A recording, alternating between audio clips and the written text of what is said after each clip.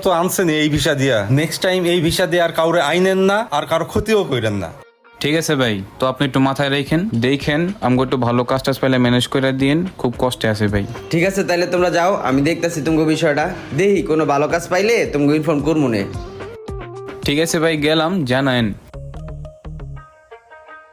কিরে তোর লোকগুলা সবই এরকম কেয়ার ফার্মের ফা কইতে পাস এগুলা তুই? আরে বাদ দে, এটির প্রশ্ন করে লাভ আছে? বিরিয়ানি না, চল বিরিয়ানি খাইগা। বোল্ট সুকের এই পার্কে প্রতিদিনই আসি আমি, ওই পাশে একটা সমুদ্র আছে।